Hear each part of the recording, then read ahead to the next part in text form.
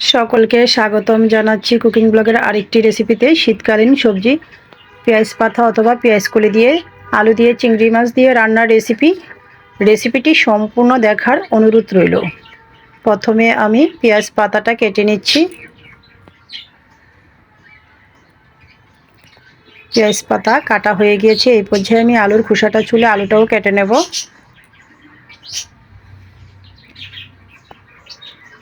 আলুটা ছোট কিউব করে কেটে নিয়েছি।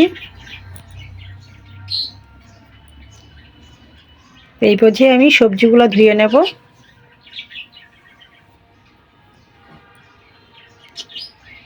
পেঁয়াজ পাতা, আলু, চিংড়ি মাছটাকেও পরিষ্কার করে ধুয়ে নিয়েছি। এ পর্যায়ে চলে আসছি মূল রান্নায়।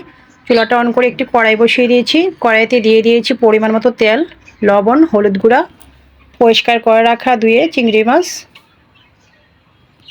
নাড়াচাড়া করে চিংড়ি মাছটা খানিকটা ভেজে নেব, এতটা কড়া করে ভাজবো না। একই পাত্রে দিয়ে দিয়েছি আরও খানিকটা তেল, কেটে রাখা আলু, স্বাদ মতো লবণ, নাড়াচাড়া করে ঢাকনাটা দিয়ে দিয়েছিলাম। মিনিট খানেক পর ঢাকনাটা নামিয়ে আবারও নাড়াচাড়া করে নিয়েছি। তো আলুটা খানিকটা ভেজে নিয়েছি। এ পর্যায়ে আমি মশলা অ্যাড করে দিয়েছি পরিমাণ মতো হলুদ গুঁড়া, স্বাদ মতো লঙ্কার গুঁড়া, জিরার গুঁড়া, মশলা কষানোর জন্য সামান্য জল, স্বাদ মতো কাঁচা লঙ্কা। আলুর সাথে মশলাটা খানিকটা কষিয়ে নেব।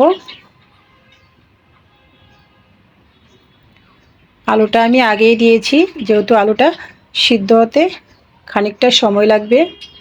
পেঁয়াজ পাতাটা এতটা সময় লাগবে না। তো এই পর্যায়ে আমি পেঁয়াজ পাতাটা অ্যাড করে দিয়েছি।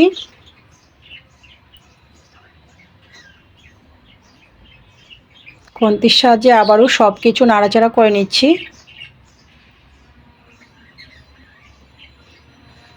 ঢাকনাটা দিয়ে দিয়েছি। ফিরে আসছি মিনিট দুয়েক পর। ঢাকনাটা নামিয়ে আবারও নাড়াচাড়া করে নিচ্ছি। আবারও ঢাকনাটা দিয়ে দিয়েছি। ফিরে আসছি কয়েক মিনিট পর। ঢাকনাটা নামিয়ে ভেজে রাখা চিংড়ি মাছটা অ্যাড করে আবারও নাড়াচাড়া করে নিয়েছি। সামান্য পরিমাণে গ্রেভি দিয়েছি। ঢাকনাটা দিয়ে আরও মিনিট খানেক পর ঢাকনাটা নামিয়ে নিয়েছি। অ্যাড করে দিয়েছি সামান্য পরিমাণে গরম মশলা পাউডার। নাড়াচাড়া করে নিয়েছি। ঢাকনাটা দিয়ে চুলার আঁচ বন্ধ করে দিয়েছি। রেডি হয়ে গিয়েছে আমার পেঁয়াজ পাতা দিয়ে চিংড়ি মাছ রান্নার রেসিপিটির কোনো অংশ ভালো লাগলে ফেসবুক পেজটা ফলো এবং ইউটিউব চ্যানেলটা সাবস্ক্রাইব করে সাথেই থাকুন। সকলকে ধন্যবাদ।